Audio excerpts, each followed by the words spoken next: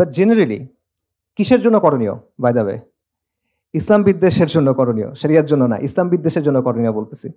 আচ্ছা, আপনার কয়েকটা ফ্রন্টে কাজ করতে হবে। একটা কাজ হলো আদর্শিক ফ্রন্টে, আইডিওলজিক্যালি। সেটা কি? প্রথম হলো ইসলামের বিশুদ্ধ আদর্শ ধারণ করা, কমপ্লিটলি ইসলামের যে ওয়ার্ল্ড ভিউটা আছে এটা গ্রহণ করা। এর মধ্যে জোড়াতালি আছে, নিশ্চিতভাবে আছে আপনার গ্রহণ করার মধ্যে, এটা আমি নিশ্চিত। কারণ আমরা যেভাবে ইসলামটা বুঝি, আমাদের সমাজে যেটা ইনপুটটা দেয় ওটা একটা করাপ্টেড ইনপুট। সো এটার মধ্যে জোড়াতালি আছে, এই জোড়াতালিগুলো খুঁজে খুঁজে বের করে আপনার সরাইতে হবে। বিশুদ্ধভাবে সম্পূর্ণভাবে ইসলামী ওয়ার্ল্ড ভিউটা আপনার গ্রহণ করতে হবে, যেভাবে সাহাবায়ে কেরাম রাদিয়াল্লাহু আনহুম বুঝছেন। আবু বকর রাদিয়াল্লাহু আনহুকে এসে আবু জাহেল বলছে যে তুমি শুনছো মোহাম্মদ কি বলছে সাল্লাল্লাহু আলাইহি ওয়াসাল্লাম? কি বলছে? যে উনি একদিনে নাকি এক রাতে নাকি মক্কা থেকে জেরুজালেম গেছে, আবার ফিরে আসছে। এটা তুমি বিশ্বাস করো নাকি? বলছে উনি এটা আসলেই বলছেন বিশ্বাস করি, এই জন্য ইনি আস-সিদ্দিক। এটা হলো ঈমান। এইভাবে আপনার ইসলামটাকে গ্রহণ করতে হবে। সো এটা হলো প্রথম কাজ। দ্বিতীয় যেটা কাজ সেটা হলো এই ইসলাম বিদ্বেষের যে স্তম্ভগুলো আছে, যেগুলো ভাইদের আলোচনায় অনেকগুলো আসছে, সেকুলারিজম, বাঙালি জাতীয়তাবাদ ইত্যাদি ইত্যাদি, এগুলোকে আপনার আউটরাইট অ্যাটাক করতে হবে আদর্শিকভাবে।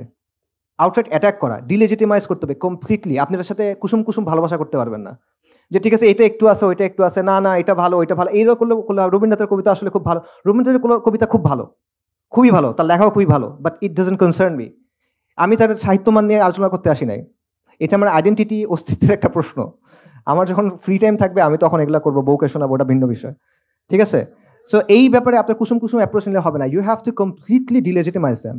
এই আইডেন্টিটি, এই ন্যারেটিভ আপনার ভেঙে ফেলতে হবে। এটা রেখে আপনি কখনো এই হতে পারবেন না। এখানে কোনো হাফ মেজার নাই। Half measure always fails. You have to go full in. এটা হলো একটা বিষয়।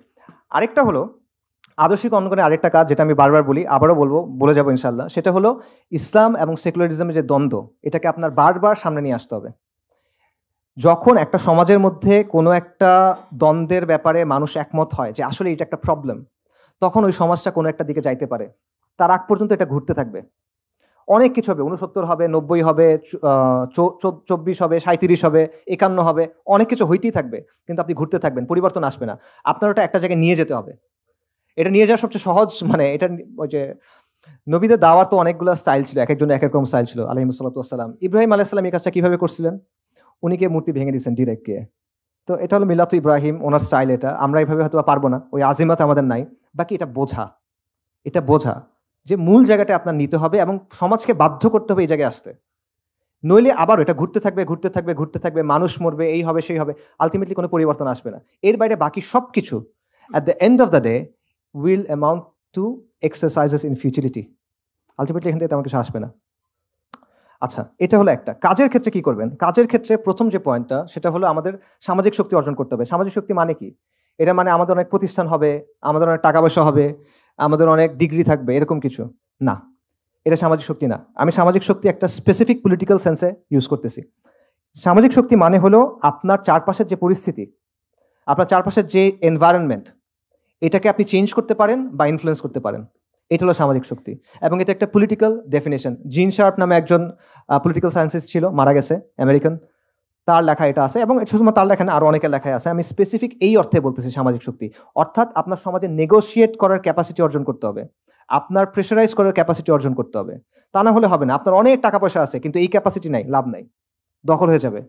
আপনার অনেক প্রতিষ্ঠান আছে, এই ক্যাপাসিটি নাই, লাভ নাই, টেক ওভার করবে। ঠিক আছে? সো সামাজিক শক্তি হলো এমন সব ধরনের প্রভাব ও চাপ প্রয়োগের সক্ষমতার সমষ্টি, যেটা সমাজের এক গোষ্ঠী আরেক গোষ্ঠীর উপর প্রয়োগ করে। একদম বইয়ের ডেফিনেশন বললাম। আচ্ছা, ঠিক আছে। এবং এই যে সামাজিক শক্তি, এটা হলো পরের কাজ। এই সামাজিক শক্তি কখনো একা একা হয় না, এটা সামষ্টিকতা থেকে আসে, কালেকটিভ অ্যাকশন থেকে আসে। ঠিক আছে? আপনি একা একা এটা অর্জন করতে পারবেন না, আপনার একসাথে হইতে হবে। এটা না হলে এটা হবে না। সো এই সামষ্টিক কাজ কিভাবে করবেন? কমিউনিটি অ্যাক্টিভিটি হতে পারে, সোশ্যাল অ্যাক্টিভিজম হতে পারে, দাওয়া হতে পারে, বাট করতে হবে। এবং এটা কেন আপনি করবেন? এটা করবেন কারণ এই সমাজ আপনাকে দাঁড়ানোর জায়গা দিতে চায় না। আপনার ওই জায়গাটা করে নিতে হবে। এটা আরেকজন এসে দিয়ে যাবে না, কিন্তু এটা আপনাকেই করতে হবে। আপনার ছেলে এসে করবে না, আপনাকেই করতে হবে। সো এই জন্য আজকে যেহেতু এই জায়গাটা আপনার নাই, আপনি কোনো দল করেন না, আপনি কোনো নির্বাচন করেন না, আপনি মাদ্রাসা স্টুডেন্ট না, মাওলানা না, এটসেট্রা এটসেট্রা, তো আপনার কথা বলার সুযোগ নাই। এই তুমি কে, কথা বলছো কেন, যাও গা, জঙ্গি, এরকম। সো আপনার ওই জায়গাটা তৈরি করে নিতে হবে। এটা আপনাকে কেউ এনে ব্লাটিতে সাজায় এনে দিবে না। ঠিক আছে? উল্টো দিকে হেঁটে হেঁটে আসলে সমাজের যে স্রোত, এটা আপনাকে পরিবর্তন করতে হবে। এটা আর কোনো অপশন নাই। এখানে কোনো ম্যাজিক বুলেট সমাধান নাই। আপনার একদম গ্রাসরুটস থেকে কাজ করতে হবে। আপনার নিজের এলাকা, নিজের পাড়া, নিজের গ্রাম, নিজের ইউনিভার্সিটি বা নিজের প্রতিষ্ঠান, এই জায়গাগুলো থেকে কাজ করতে হবে। এটা ছাড়া অপশন নাই। এবং এই কালেকটিভ অ্যাকশন, এই সোশ্যাল অ্যাক্টিভিজমের মাধ্যমে আপনার ওই অবস্থানটা তৈরি করে নিতে হবে। সো সমাধান, এগুলো হলো আসলে সমাধানের জন্য অ্যাকচুয়াল স্টেপস, বোরিং স্টেপস। শুনতে ভালো লাগে না, গরম না, তেমন জজবা আসে না এগুলো শুনলে, কিন্তু আলটিমেটলি এগুলাই সমাধান আমি মনে করি। ফরাইজিরা কি করছিল দেখেন, তাদের জন্য অনেক অপশন বন্ধ ছিল, বাট স্টিল কিন্তু তারা কিন্তু একটা ব্যবস্থা করছিল। ও সরি, একটা কথা আমি বলতে ভুলে গেছি। ফরাইজিদের ব্যাপারে ব্রিটিশ আমলে একটা ম্যাজিস্ট্রেট ছিল, নবীন চন্দ্র সেন, তার একটা কথা ছিল, বিখ্যাত উক্তি, যে ফরাইজিরা ব্রিটিশ রাজের অধীনে রাষ্ট্রের ভিতরে একটা রাষ্ট্র কায়েম করছে, স্টেট উইদিন এ স্টেট, এই হিসেবে তারা করছিল। সো একটা কালেকটিভ শক্তি হিসেবে আপনার সমাজে হাজির হইতে হবে এবং একটা নতুন সোশ্যাল ব্লক হিসেবে আপনার নিজেকে গড়ে তুলতে হবে। তখন আপনি নেগোশিয়েট করতে পারবেন, তখন আপনি চাপ দিতে পারবেন, তখন আপনার কথা তারা শুনতে বাধ্য হবে। তার আগ পর্যন্ত সে শুনবে না, সে কন্টিনিউসলি জমিদার কন্টেস্টে চেষ্টা করবে চাষাভূষাদেরকে দমন পীড়ন করতে। ঠিক আছে? আচ্ছা, সো শর্তগুলো, কাজগুলো কি কি বললাম? একটা হলো আদর্শিক বিশুদ্ধি, পরিপূর্ণভাবে ইসলামী ওয়ার্ল্ড ভিউ ধারণ করা। ইসলাম বিদ্বেষের আদর্শিক যে স্তম্ভগুলো আছে সেগুলোকে আউটরাইট রিজেক্ট করা এবং অ্যাটাক করা। ইসলাম এবং সেকুলারিজমের দ্বন্দ্বকে সমাজের মূল দ্বন্দ্বে পরিণত করা, এবং কালেকটিভ অ্যাকশন, কমিউনিটি অ্যাক্টিভিজম, এবং এর মাধ্যমে সামাজিক শক্তি অর্জন করা।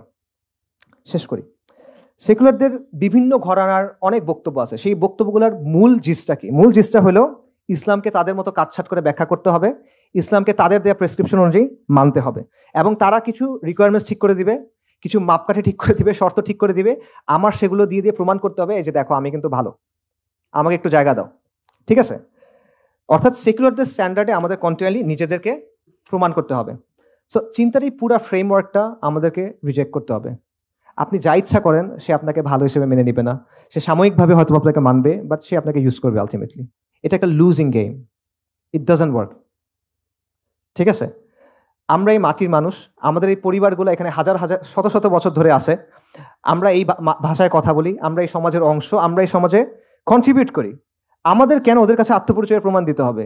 আমাদের কেন ওদের কাছে গিয়ে পরীক্ষা দিতে হবে? ওদের কাছে ভাইবা দিব কেন আমি? ওরা কে? কারো খেয়াল খুশির জন্য তো আমরা আমাদের দিনকে বদলাবো না। কোনো জমিদারের আদেশ মতো তো আমার নিজেকে বাঙালি প্রমাণ করার দরকার নাই, আমার নিজেকে ভালো মুসলিম প্রমাণ করার দরকার নাই। আমি একজনের কাছে জবাবদিহি করব। ওরা কে? ওর কাছে আমার পাত্তা দেওয়ার কি আছে আসলে? কারো কথা শোনার টাইম নেই এত। বাংলাদেশের মুসলিমরা এই জমিনের সন্তান, আমরা এখান থেকে কোথাও যাইতেছি না, আমরা এখানেই থাকবো। আমাদের অতীত, বর্তমান, ভবিষ্যৎ এই ভূখণ্ডের সাথে যুক্ত, এবং এই মাটির উপর আমার যে দাবি আছে, এই দাবিও আমরা ছাড়বো না ইনশাআল্লাহ। এবং মুসলিমরা ইসলাম ছাড়বে না। আমরা গুনাহগার হইতে পারি, আমরা নাফরমান হইতে পারি, আমাদের মধ্যে নিফাক থাকতে পারে, আমাদের মধ্যে ফাহিশ থাকতে পারে, অনেক কিছু থাকতে পারে, আমরা পারফেক্ট না, আমরা অনেক খারাপ বান্দা, আল্লাহ নাফরমান বান্দা, কিন্তু আমরা ইসলাম কখনো ছাড়বো না ইনশাআল্লাহ। আমরা শরিয়া কখনো ছাড়বো না। এবং এটা শাহজালালের মাটি, এটা তিতুমিরের মাটি, এটা হাজী শরীয়তুল্লাহর মাটি। এই মাটি আমি ছেড়ে কই যাব? কারো যাইতে হলে অন্যরা যাবে, আমরা যাওয়ার কিছু নাই। এটা আমাদের মাটি ছিল, এটা আমাদের মাটি থাকবে। এই জমিনে শত শত বছর ধরে মুসলিমদের শাসন ছিল, সমৃদ্ধ শাসন। একসময় বাংলা ছিল পুরো ওয়ার্ল্ডের একটা হাব, এবং আগ্রাসী শত্রু এবং শোষণের বিরুদ্ধে বারবার রক্ত দিছি আমরা। এবং উম্মার মধ্যে এখনো পর্যন্ত সবচেয়ে বড় এথনিক গ্রুপগুলোর লিস্ট করেন, বাঙালি মুসলিম তার একটা, বেঙ্গল মুসলিম, বাঙালি মুসলিম, বাংলাদেশের মুসলিম, যা ইচ্ছা বলেন, আমরা সেই গ্রুপের একটা। তো এগুলো কি এমনি এমনি? আল্লাহ আজ্জা ওয়া জাল্লের সৃষ্টি জগতে কোনো কিছু এমনি এমনি হয়? এটার জন্য কোনো পরিকল্পনা নাই আল্লাহ আজ্জা ওয়া জাল্লের। এইখানে আপনি আসেন, আমরা কথাবার্তা বলতেছি, এই রিয়েলাইজেশনগুলো আমাদের হচ্ছে, এটার কোনো তাৎপর্য নাই? আল্লাহর কাছে এগুলোকে আমাদের জবাব দিতে হবে না?